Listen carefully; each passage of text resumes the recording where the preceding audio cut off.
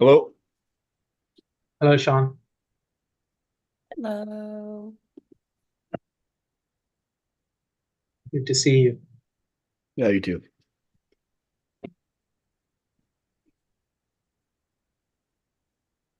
Hello, Andrea.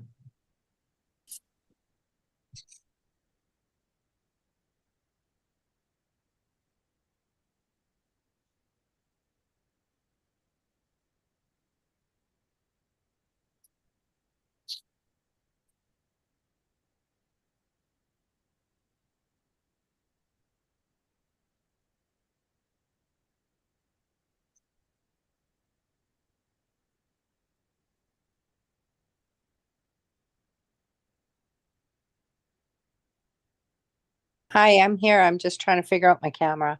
No worries. Okay. How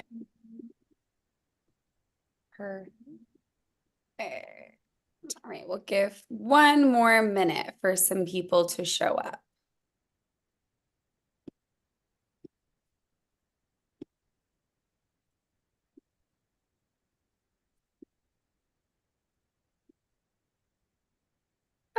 Okay. All right. Rijo, do you feel ready to get started? Yes. Yeah, okay. Well, hello and welcome everyone. My name is Kylie and I am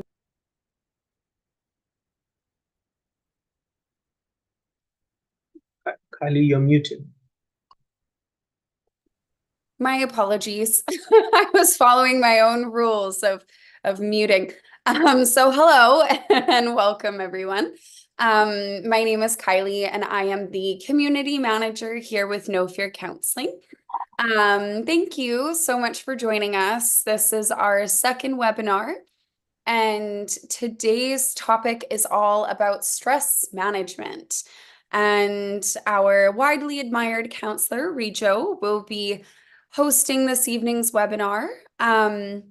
Just a few things to note before we get started. Please have your microphone turned off like mine was. So we can just hear him clearly without any background noise. And then, of course, please save all questions that you might have to the end. We will have a Q&A space and time at the end of tonight's webinar. So there will be time for you to ask lots of questions, and Regia will hold some time and some space to answer them. You can ask questions in the chat box if needed. I will do my best to answer them, or I can save them for later. And Rejo can see them as well. The chat box function can be found just in the bottom of your screen, and you can click that and it'll show up on the right-hand side. And yes, and without further ado, Rejo, you can please take over. Thank you. Thank you, Kylie. Thank you all for joining me. For those who don't know my name is Rijo.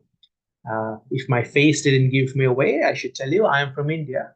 I did my first master's in clinical psychology in India, worked there for close to 3 years, and moved here in 2018 to do my second master's in counseling, working in Canada for 3 years, almost 3 years as a therapist. Really good to be here with all of you. We are going to explore stress and some ways to manage stress. Uh, One of the objectives of this workshop is to understand the whole concept of stress, because it would be a challenge to deal with something that we don't completely understand, right? Like, as you know, today's world is full of stress, and it often affects our health and happiness. So therefore, this webinar looks into exploring stress and some ways to manage stress. We'll cover what stress is, how it impacts us, and introduce daily practices to help you relax and build resilience. Whether you're dealing with job stress, family pressures, or personal challenges, you will learn tools to manage stress better and live a calmer life. And that is a hope that we have through this webinar. We're not saying that this is going to change the entire perspective you have about life. Rather, we are hoping it sets in some perspective on which you can build the rest. Let's get started without further ado. Active engagement, please feel free to ask me questions, and all the questions will be answered as much as possible towards the end of the webinar. So please make sure that as you're listening, if you have any question, feel free to type in the chat, and towards the end, we'll be looking into it. Let's explore as to what is stress.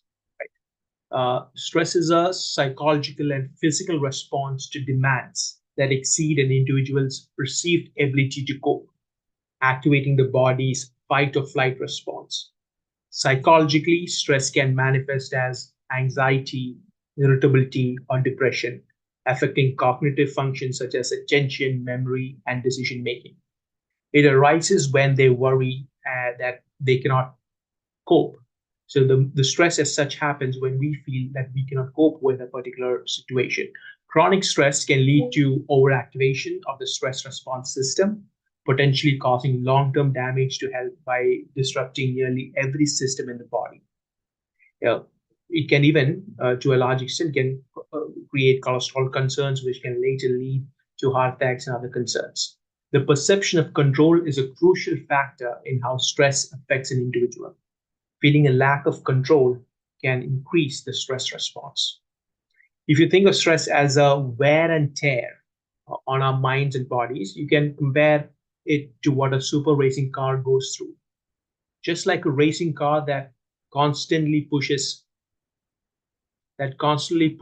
itself, when it goes through challenging track, our minds and bodies are pushed to handle the demands of our ever-changing environment. High speed and tough conditions causes strain on the car engine and tires, just as high pressure situations and life changes strain our mental and physical health. Both need proper maintenance, care, and sometimes a pit stop to manage the wear and tear effectively. Stress can also be contagious. For example, if you're taking care of a person who is highly stressed or is going through a stressful situation, you yourself will feel stressed. And this is kind of termed as empathetic stress. You're taking care of somebody who is going through a lot of stress and a lot of struggles, and that kind of creates a stress within you. Psychological resilience, the ability to bounce back from stress, can be strengthened through the practices such as mindfulness, regular physical exercise, and establishing strong social support. Effective stress management involves recognizing the source of the stress, understanding one's reaction to it, and healthy ways to manage it. So 3 aspects to it. 1, understanding what's the source of it, then understanding your reaction, be it your physical, emotional, or behavioral response to it, and then seeing what is it that we can do to manage it in a healthier manner. Now, stress as such can be categorized into 4 important categories. Stress as such, you can categorize in different ways, but 4 important categories. One is the acute stress, one is chronic stress, one is episodic acute stress, and the last one is called PTSD. I'm sure many of you have heard of this term PTSD, post-acute post-traumatic stress disorder. Most of you might have heard of it. Acute stress arises as a direct reaction to a specific and immediate events or situations, acting as a short-term and often adaptive response that prepares the body to deal with critical incidents. This type of stress is typically experienced during situations like rushing to meet a deadline, preparing for an important exam, giving a presentation, or dealing with a sudden problem such as a car breakdown. On the other hand, chronic stress is prolonged, and there's a constant feeling of pressure that can stem from enduring life challenges such as ongoing financial difficulties, demanding job, or long-term relationship concerns. This form of stress lingers over months or even years and can silently erode an individual's well-being, leading to significant health issues such as heart diseases, depression, and anxiety. So stress as such can cause these concerning situations. While acute stress can be often resolved with time or by overcoming the event that caused it, chronic stress requires a more systemic approach to manage and reduce its concern both on the body and mind. The third one is the episodic stress, episodic acute stress. Episodic acute stress is a condition where individuals frequently encounter acute stress, often due to a predisposition to worrying or a lifestyle that involves juggling multiple high pressure roles or tasks. People with this type of stress may be seen as worry prone, perpetually in the grips of chaos, often because they set unrealistic expectations for themselves or have a tendency to take on more responsibilities than they can manage. For instance, a person who constantly agrees to deadlines they can't meet or commits to helping friends while struggling with their own tasks may find themselves in cycles of episodic stress or episodic acute stress, with each instance being short lived but regularly reoccurring. In contrast, the PTSD as such arises due to an exposure to profoundly disturbing events, such as severe accidents, natural disasters, acts of violence, or military combat. PTSD is a long lasting and severe condition characterized by enduring symptoms like flashbacks, severe anxiety, and uncomfortable thoughts about the traumatic events. It is a form of stress that embeds itself deeply into an individual's psyche, often requiring specialized therapeutic interventions to manage and to overcome. Now, there are few ways, few things that are usually seen to cause stress. If you are a student, then academic is one of the reasons. If not, some social challenges, financial challenges can cause stress. Having concerns with time management itself can cause stress, and family expectations as such can cause stress. So it's important to identify in what area, just like we discussed in the first slide, what is the source of the stress and that's very important to identify at what point or what area is causing us to feel stressed. And not all stress is negative. So there are positive stress and there are negative stress. Now, positive stress is usually called eustress, EUSTRESS, and negative stress is usually called distress. Now, I'm not sure if it's a news to all of you or to some of you that stress is sometimes positive. And that is because a certain amount of stress is important for us to feel a certain amount of pressure to do some things. And as long as it is not leading us to a burnout, as long as it is not leading us to an exhaustion, as long as it is just pushing us to perform in a better way, it's a positive stress. It becomes a negative stress when we feel extremely overwhelmed by it, when we feel that because of the stress we're not able to manage our goals or reach our goals. That is when it becomes a distress. So then in the next slide, I'm going to show you a graph that is going to help us understand this slightly better. Now, this is called a performance stress graph, right? If you can observe it, if you see it, it says that in the beginning, there is inactivity because there is less or zero stress. And as the stress increases, the performance usually increases until it reaches an optimum level. So there is something called optimum stress where we feel we are functioning to the best. And therefore, it's very important to identify what our optimum stage of functioning is. Because if we are staying in that stage or in that amount of stress for a long period of time, there's a high possibility that we can feel exhaustion and then an anxiety can come in and then we'll finally reach to a burnout or a breakdown as this chart shows us. So it's important to identify at what stage are we functioning in an optimal manner. At what level of stress are we functioning in an optimal manner? And then once we reach there, take a break, relax our body, relax our mind, do things that can relax our body and mind, and then again engage in the activity that has the potential to cause us stress, so that we can still function in the optimal range. Therefore, it is important to understand what is optimal, and it is different for each and every person. Therefore, one of the ways to identify what is optimal is to recognize the signs your body is giving you. If your body is feeling stressed, if your body is feeling exhausted, then it's quite important that we take a break, because your body and your mind are strongly connected. Whatever happens in your mind, you will actually see it in your body. unless, of course, there is a traumatic event that has happened and a dissociation has happened. Usually, if you feel anxious, you will be able to identify where in your body you're feeling anxious. And the same way, if your body is feeling quite tensed, that is probably your body's way of saying that it is getting exhausting. I'm reaching a point of anxiousness, or I'm reaching a point of breakdown. Therefore, it becomes very important to be in touch with your body. This is an important aspect to manage the stress level. There are a few physical signs of stress. One of them is muscle tension, feeling tensed, experiencing muscle aches or clenching your jaw. Right now, if you find yourself in that situation, you know that your body is trying to send in a signal.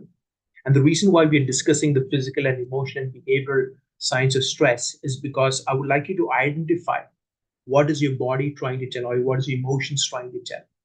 Right? Sometimes we tend to overlook it. The second is if you're having frequent headaches. Intense headaches can be a physical response to stress. Now, we often say, listen to your gut. And there's a research that says that all your nerve endings are in your stomach. So we have all heard of the saying, listen to your gut, listen to your stomach. So if there's digestive issues, one of the things to ask is, am I going through a stress level where it is getting more than the optimal level? Because stress can lead to such concerns. It can be diarrhea, constipation, or stomach aches. And stress as such can make you feel exhausted. Just like we saw in the curve, it can make you feel quite exhausted. So fatigue can come in. You can feel constantly tired. Even after a full night's sleep, you wake up feeling drained. And that can be a sign of stress. That can be your body telling you that, man, I have a wear and a tear. It's time for you to take care of the mind and the body. Or changes in appetite. It can be either increasing uh, the amount of food you eat, because some people, when they're growing up, they have a concerning relationship with food, right? And therefore, when there is stress, one of the ways some of us soothe ourselves is eating a lot. If that is the relationship you have with food, then there's a high possibility that when you are stressed, that you will overeat. However, some other people will feel like not eating at all. So if one of these happens, then again, it's a sign that your body and your mind is going through some kind of stress. Then there can be insomnia or hypersomnia. Insomnia, like we discussed, fatigue. There's going to be that can also be caused by insomnia, where in the sleep disturbances, you feel you have short period of time that you sleep quite well, and then you wake up. You either think about the work or the thing that stresses you, and you wake up. So stress as such can also cause that. There will be sleep disturbances, and then there will be an increase in the heart rate, and that also shows the anxiousness that your body is going through. These are the physical signs of stress. We are going to sit with the next on emotional signs of stress.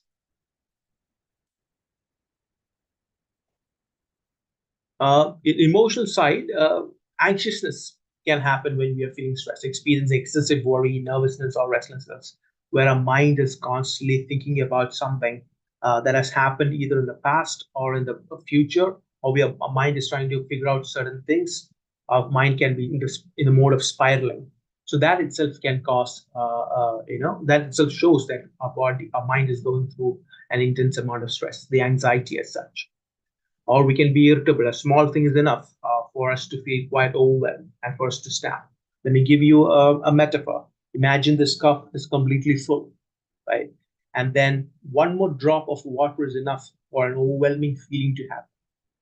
The same way, if our mind is feeling overwhelmed already with the situations that's happening, and stress can make our mind feel overwhelmed, then a small amount of external stimulus is enough for us to be extremely irritable.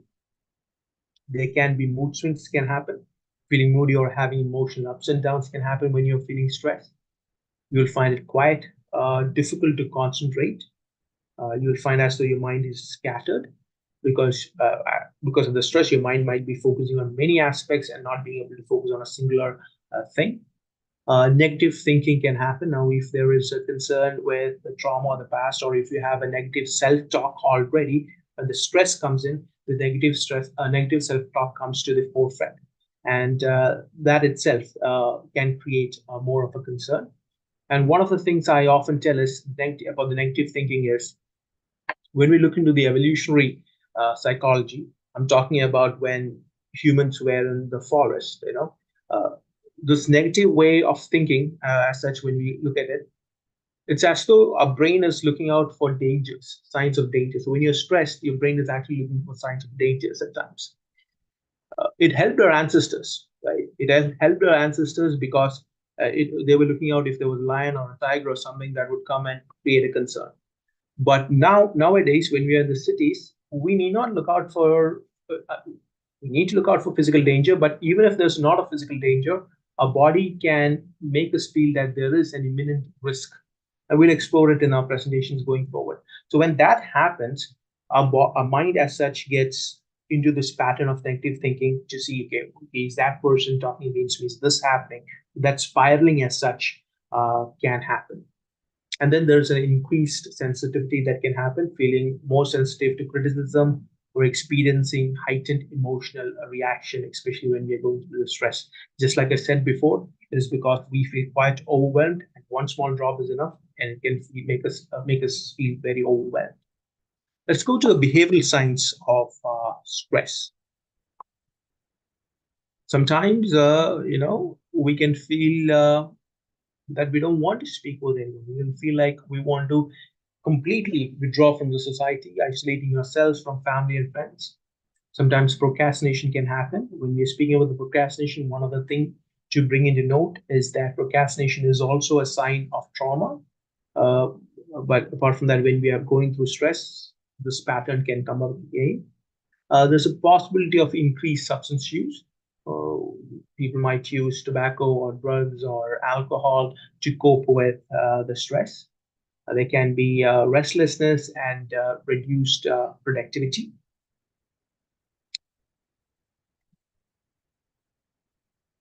Understanding how our body reacts to stress, and this is personal.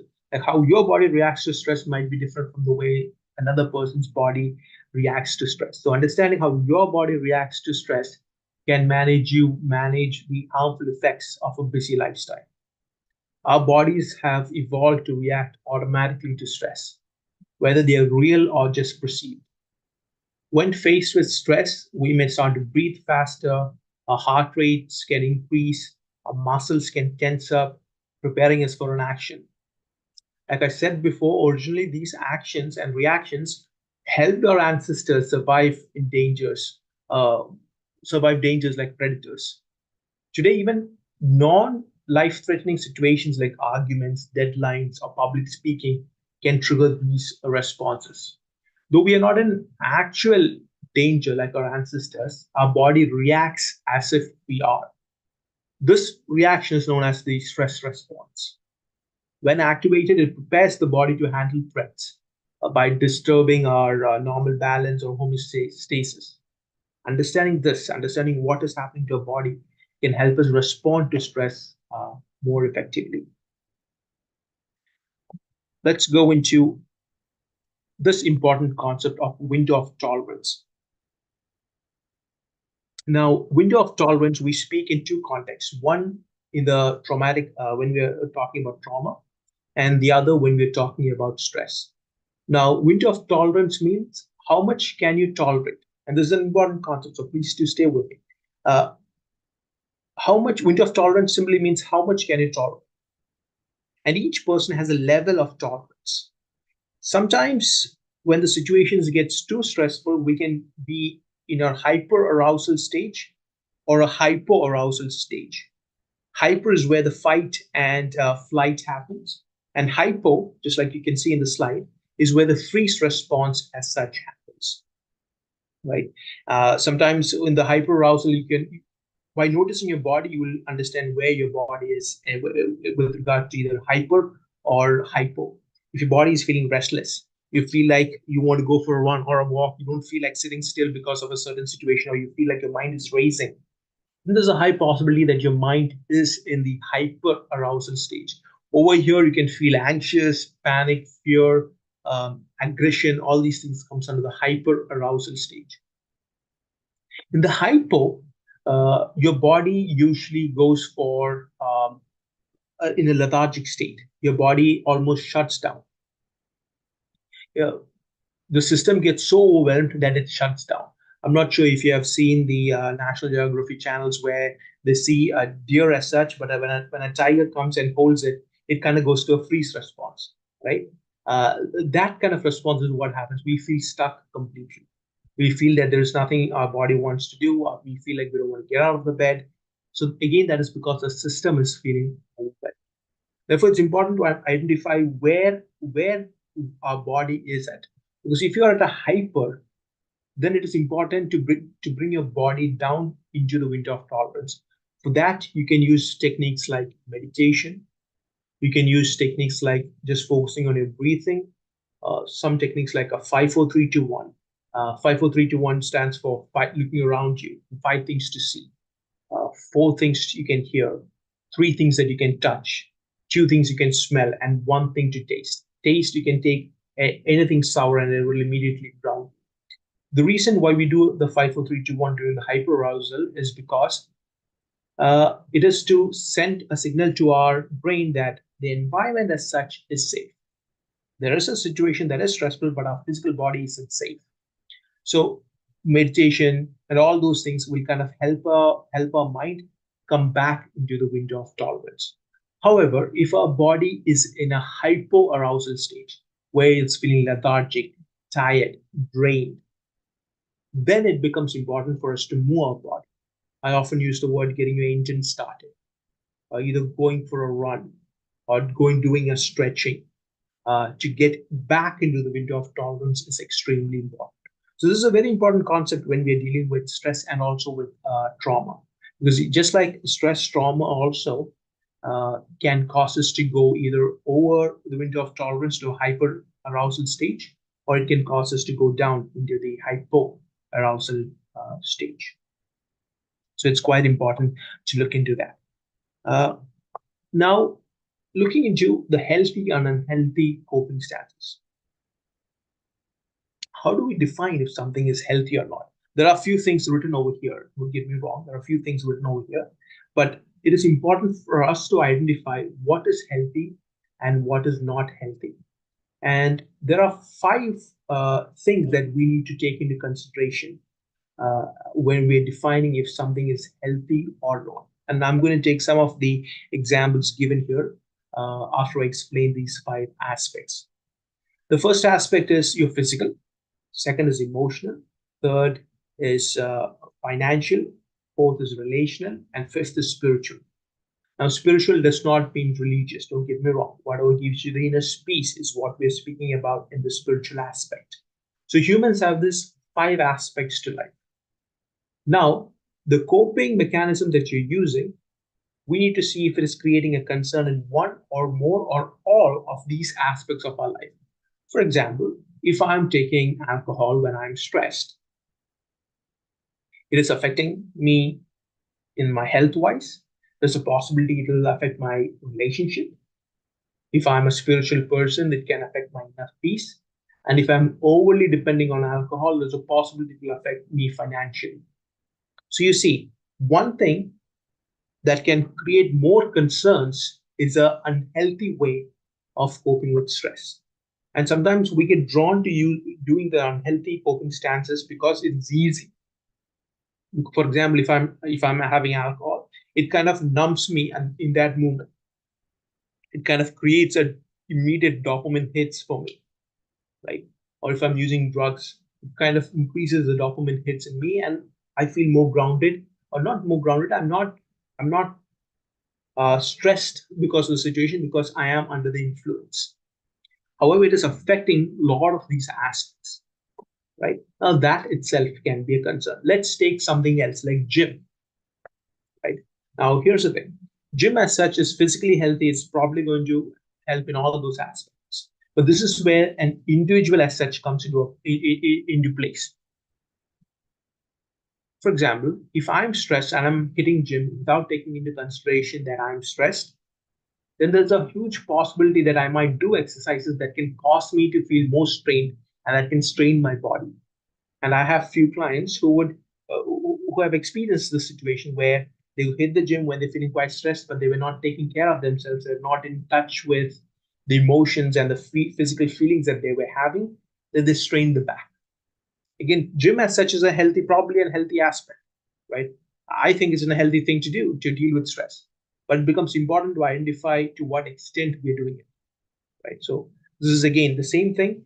We are looking into the five aspects, and if it is helping these five aspects, then we can see it as a positive thing. If it is creating a concern, then we can see it as a negative thing. So one of the things given here is practicing self-care, journaling, uh, writing three things that can create that makes you feel happy or that you're grateful for. If you're doing it on a regular basis, even when situations get stressful, there's a possibility that your mind will look out for things that are positive. Because this is how it works. Our mind constantly looks out for things that are negative by default to keep us feel safe, to keep us safe. Because when we talk about something negative, it is to I want you to see it from a different perspective. It is actually to keep you safe. It is actually looking out if there's a tiger or a lion in the environment. So our brain as such is kind of wired to look into negative things. But when we are retraining our brain by journaling, by writing down positive things, after the first few days, you would really have to put in efforts to write what is positive. For example, all things that you're grateful for. For example, let's say the first day of my journaling, positive things, I write, I'm grateful for the food I have, the clothes I have, the shelter that I have. The second day, I would be looking for to write something new. And so as each day goes by, probably by the sixth or the seventh day, it would be a challenge. I would have to actually sit and think about the positive things happening for me to write it down. So what you're doing is you're rewiring your brain. You're rewiring your brain to look into things that are positive. So even when stressful situations happen, your brain will look out for things that are positive. So there are research saying that after 6 months of journaling and positive thought journaling, there's a shift in the way our brain functions. But it takes a 6 months period of regularly doing it. So this is why self-care, which we can implement before a stressful event, can help us during a stressful event. We'll talk about counseling coming up, and then let's talk about setting boundaries. Sometimes stressful situations happen when we are not able to set boundaries and say no or be assertive. And this usually comes from a people pleasing situation. It is usually called as fawn response. In trauma, we call it as a fawning response, where no matter what our situation is, we would want to make sure that others are taken care of. And sometimes, even when people are overwhelmed and stressed, instead of focusing on themselves, they focus on others because the concept of boundary as such is not something that they are used to. It can be because of the trauma that they went through in the childhood or in the adulthood. When your boundaries are constantly crossed as a child and your boundaries are constantly not respected as a child, uh, there's a high possibility that you grow up to be a person where setting boundaries itself is a challenge. And that itself can cause more and more stress. And therefore, one of the ways to cope with stress is to have a healthy boundary, is to be assertive. But sometimes we will have to dig deep into understanding what stops you from having the healthy boundary, just so that we can heal that uh, and to enable you to have healthy boundaries. Let's go into another thing called time management. This is an important aspect. A lot of times, stress happens when we are not able to effectively manage time. Time management is a crucial skill for managing stress and increases productivity. Some of the ways in which you can do it is to prioritize tasks, identify the most important tasks, and tackle them first. Creating a to-do list. List your tasks and organize them by priority. Use time blocks, allocate specific blocks of time to focus on specific tasks. I highly encourage some of my clients to put the things in their calendar as a reminder so that when it comes, they're like, okay, it is there. As a reminder, let's start doing it. Minimizing distractions, identifying and eliminating common distractions, setting time limits, give yourself a set amount of time to complete a task. When I'm talking about set time limits, one other thing that I need to specify at this point is setting time limits to things that can distract you also. It can be social media or any other aspects, setting times to contain yourself. Taking regular breaks is extremely important because when you're taking breaks, stretching, you're getting in touch with your body, you're grounding yourself. These things will make sure that you manage your stress in an effective manner. We can also do a SMART goal. I'm sure most of you have heard of this SMART goal, being very specific when you're writing down what you want to achieve. Setting goals, as you know, is an effective part of time management. But when you're writing goals, write realistic ones, be very specific, clearly define what you want to achieve. Then establish ways to track your progress. Ensure that your goals are realistic and attainable. Make sure your goals align with your overall objectives. Set deadlines to create a sense of urgency. So if there's a deadline, the way your brain functions towards it would be different.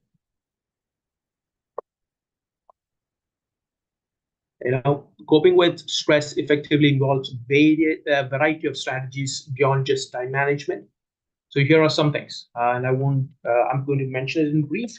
And if you want me to expand it as in the interaction, the Q&A, we can definitely do it. The first one is to have a mindfulness and to practice mindfulness and meditation.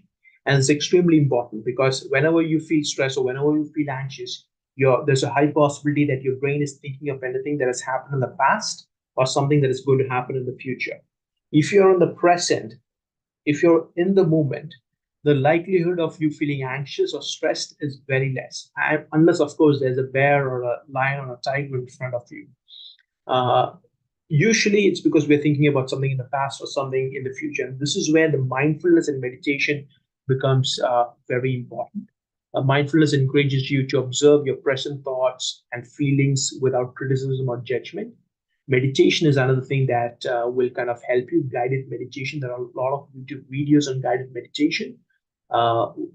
Starting your day with or ending your day with guided meditation as such will help you stay grounded.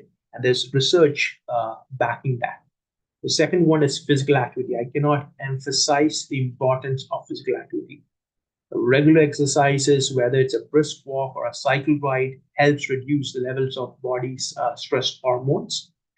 It also stimulates the production of endorphins, chemicals in the brain that are the body's natural painkillers and mood lifters.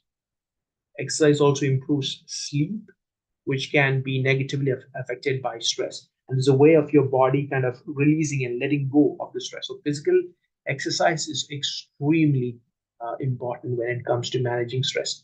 And if you're having challenges with physical exercise, any bodily movement will do. Because some of us can have concerns with physical movement. Therefore, any bodily movement that kind of relaxes you can be considered as physical activity. The third is we can look into deep breathing exercises.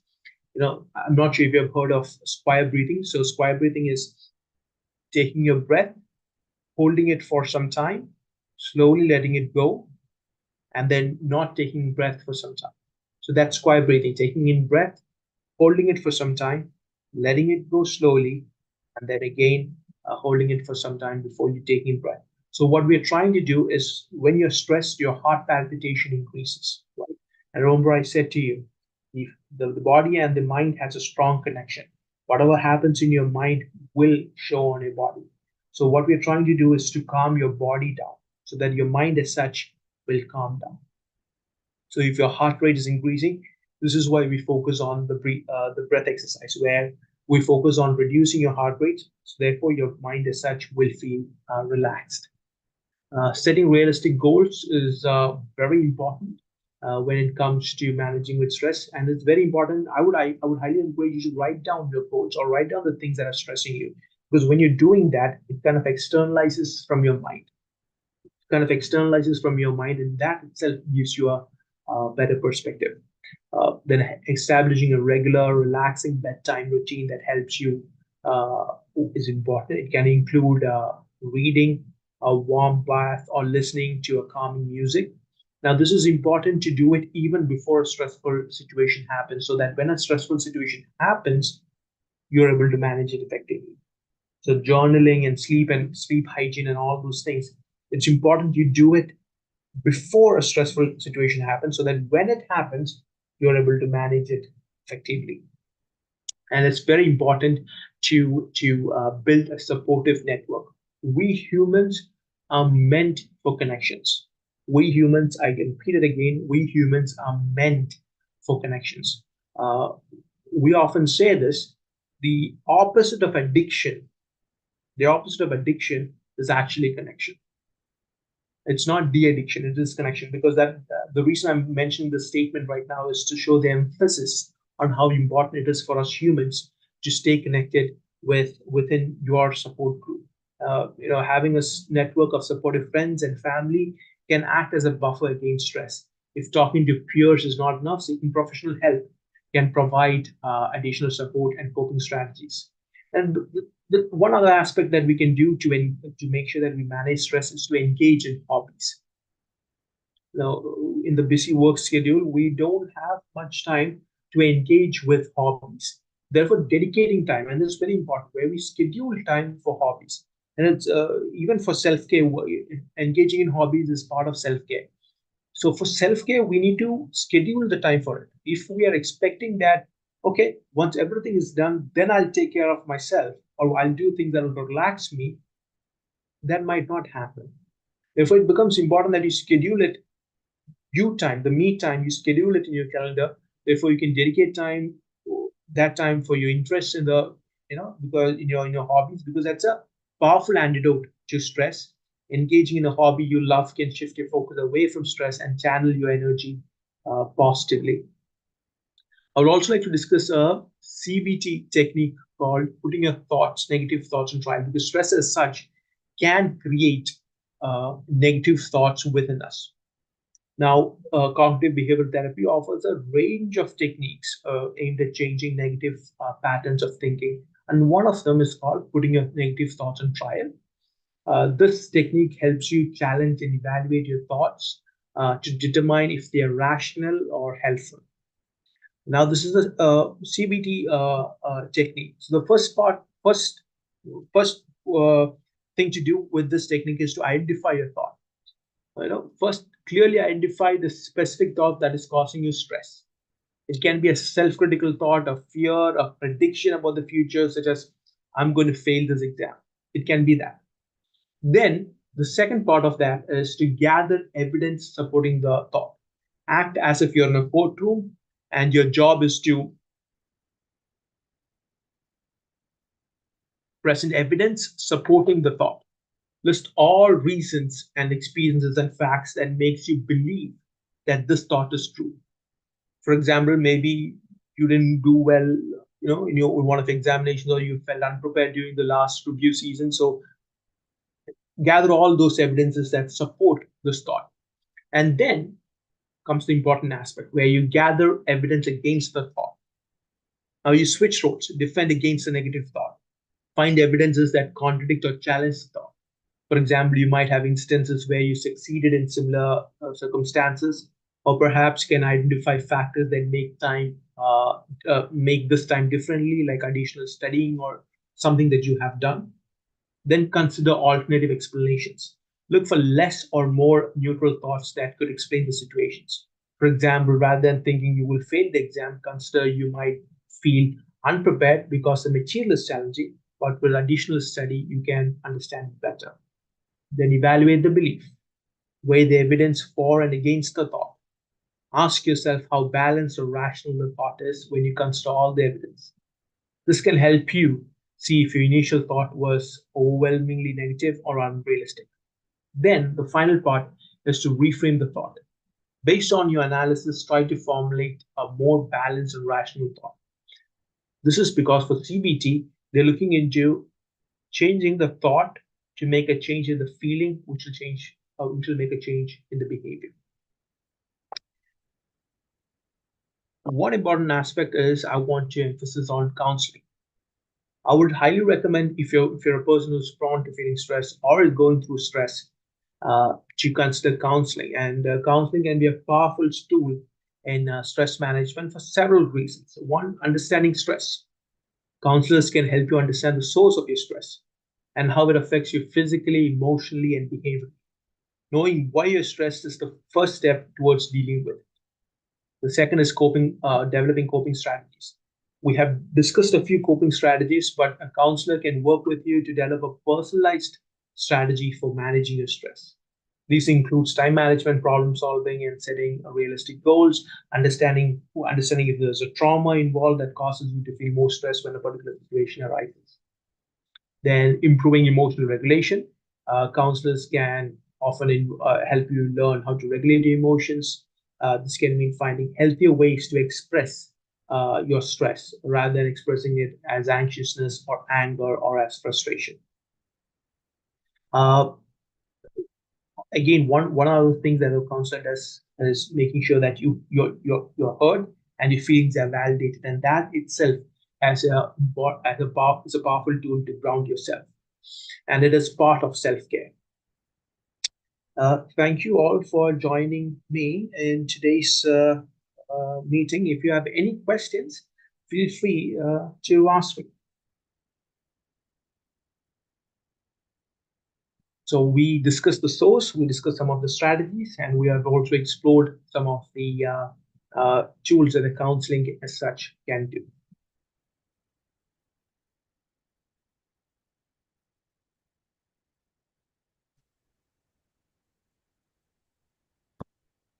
Hey, Joe, can you hear me? Yes, I can hear you, but I cannot see you. Yeah, let me turn on my camera because I still at the office here, so I think everyone is gone now, so you can see me. How you doing? I'm doing good. How are you? I'm okay. I'm good. I'm happy I was able to join here to Thank you. listen to you. Thank you for joining. Thank you for joining. Yeah. Indeed. So everything that you presented and lots of points that you touched in your talk there, it really makes us think, right? And about everything. And a bunch of that stuff, it's kind of true, right? Because sometimes you're so busy with life and with everything that is happening around us, and and then we don't really stop to think where that is coming from, why is that happening, and what are the reasons why. Yeah. And then you just showed us the tools or like from where that might be coming from, right? And then how to mitigate or how to help with all the stress and the source. So that was pretty nice. I thank you very much. Thank you so much. Yeah. Thank you.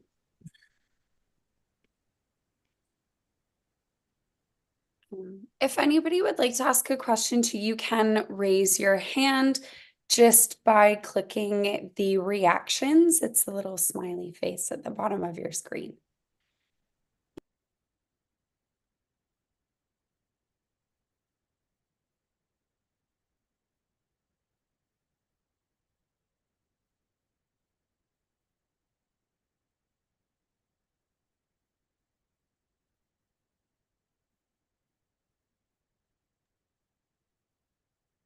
Okay. If there's no further questions, Rijo, is there anything else that you'd like to wrap it up with?